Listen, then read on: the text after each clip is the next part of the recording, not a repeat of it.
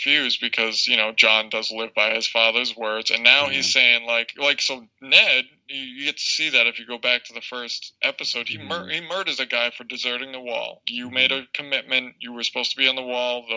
The law for deserting the wall is you're beheaded. Yeah.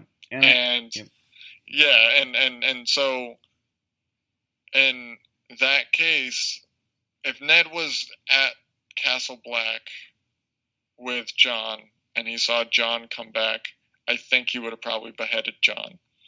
Mm-hmm. Only in the fact that, well, he probably wouldn't have, because it's his kid, but he's raised this kid for a long time, but he definitely would have done something. He wouldn't. I think he would have been nope, this is the law. You did this and this and this and this. This now has to happen. Yeah. Because even when he wanted to break the law in the city, in King's Landing, he didn't do it. He didn't do it at all. He went by the book. He was very, you see a detective in one of those old timey noir things. He's doing it by the book, Johnny. Right. That type of thing. So, right. But yeah, so I think that would have been an interesting. They wouldn't have had to kill Mr. Sean Bean off so soon if they would have maybe done that plot point.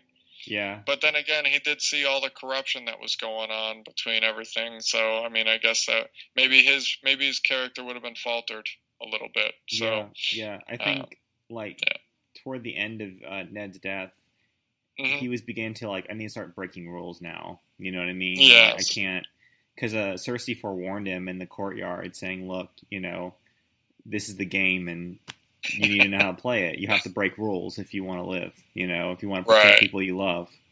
And, but Ned, that's just not his, that's not his style. He's too old fashioned. You gotta follow the rules. right. Exactly. It's we have rules for a reason. Yeah. Exactly. Mm-hmm. But, I think, John learned really quickly that that's not how we're going to survive.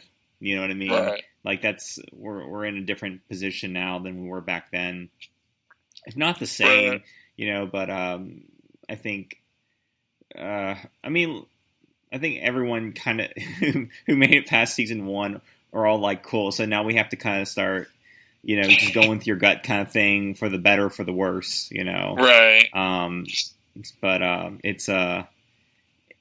it's really cool to see how the dynamics of the show have shifted in so many different ways. And I think with John, I don't know, I find that John was always trying to prove to himself that he was a leader. You know what I mean? Yeah. I think both him and his stepbrother were always how do I prove it to myself? You know what I mean? And I think they both had to fail. They both had to do things that weren't in line with the best interests of other people's. And whether they gained friends or whether they lost friends, but I think it seemed like it's working out so far for John. So hey, Well, he did die, and he almost died again. He was on a suicide mission with that last thing when he traveled north to. Why did they go north again? They were going north to go meet up with Khaleesi. No, they traveled all the way into the Wildling territory, I think, remember they get trapped in the ice circle? Yeah. And they're back to back. What was... Yeah, they were on their way to go see Khaleesi, because he had met with her privately to discuss certain terms of what their status was, and then he said, okay, cool, I need to go gather the men, because we're going to need a lot more people if we're going to fight this army. So he went back, I believe, or maybe that was before. I don't remember. No, I think that was before because because the Hound was with them and they were going up north.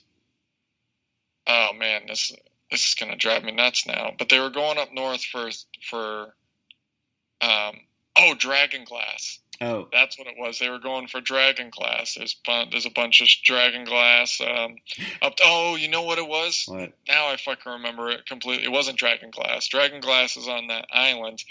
They were going to capture a White Walker so that Khaleesi could see. They were capturing it for proof so that Khaleesi would understand that at this point, there's bigger things at foot, and to battle for the Khaleesi or Cersei? The throne.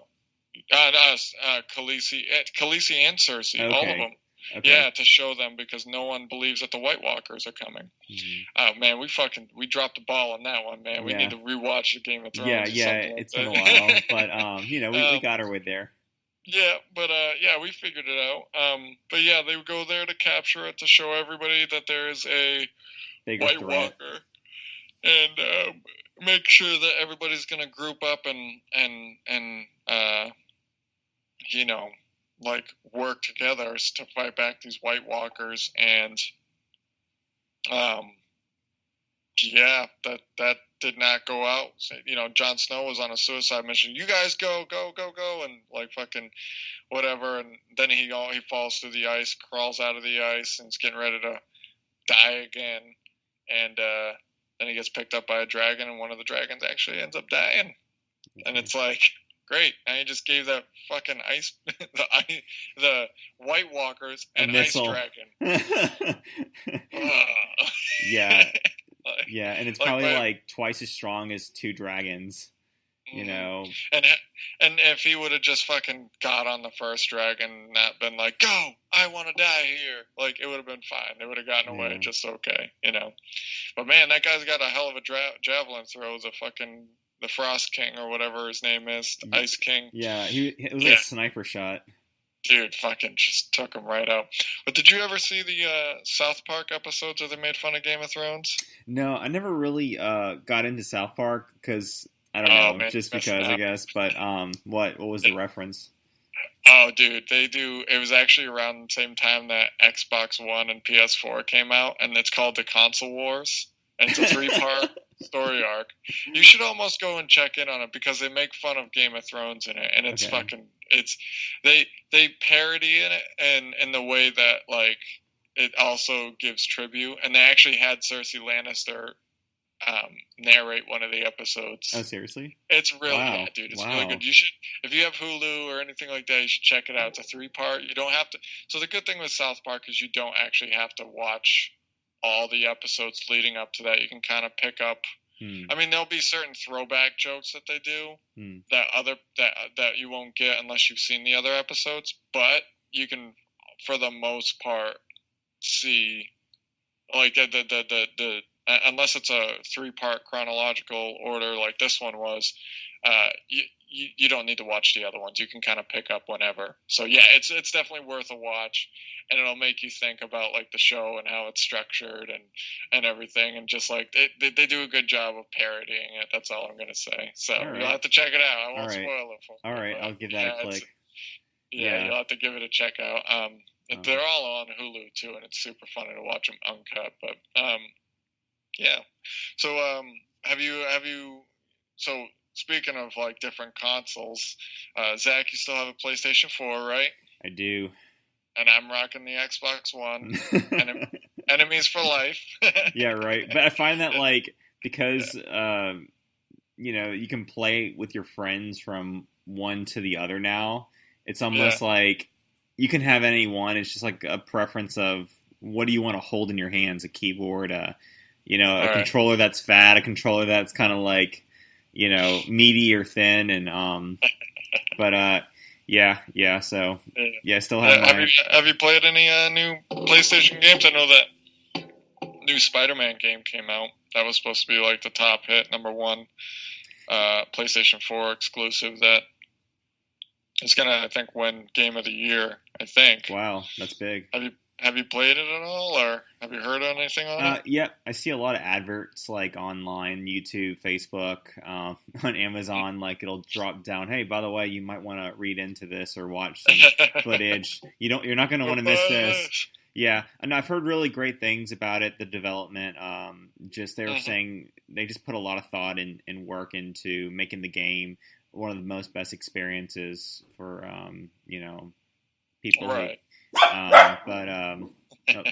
That's Archer, by the way. He's all right. Archer's letting us know. He's like, hey, man.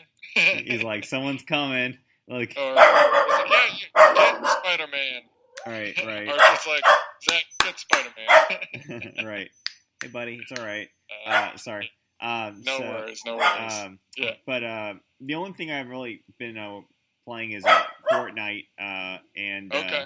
yeah. I mean, I just really haven't been spending a lot of money on games, to be honest. Just Yeah. usually, if it's a game, it's going to be either like a long story or something that has like a really interesting story, or something you'd play online with friends.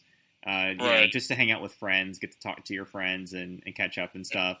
But Exactly. yeah, so Fortnite has been one of those things, and I really enjoy watching. I think I enjoy watching people play it as much as I like playing it. Oh, so you're one of the So you enjoy watching. So I can never get into that personally. Like it's not my thing to watch other people play. Like I'll maybe watch like a few clips, but like all the kids I've worked with, I have all my brothers.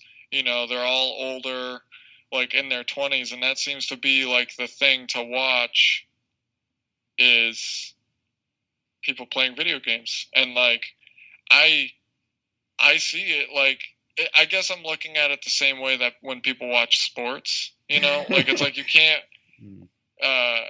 like they're just you can't judge them for it because it is like an actual sport now. It is a sport actually. They get paid millions of dollars. People show up to arenas to watch it. I mean, I heard one of the there's this guy named Ninja, and yes, he gets he's the most popular one. I think I heard from a friend of mine who plays it, and he's really good at it. He says he gets paid $800,000 a month. That's based on marketing, sponsorship, live play content, playing with donations, and I saw him play for the first time, and I mean he's pretty good. Yeah, like I can see like why they're funding his gaming career, if you will. Yeah. But it's definitely like I think you said it perfectly. Like it has become a sport, and people are really giving it a lot of attention. So, well, I like to promote other podcasts and not into the mode of like I need to have the best podcast ever and everybody needs to listen to my podcast. But there's a really good podcast called there's two, Radio Lab and On the Media, and they both covered these type of stories. So they did things on like people watching Ninja or whoever, and like they break down how much they make a month, and how when they add new things to the game, it drastically changes, and unless you're able to move with the game and adapt, you're going to be lost in the fray. So like this one Korean guy was super good at Overwatch. He played this one specific character all the time, would win tournaments, making like thousands and thousands of dollars a day.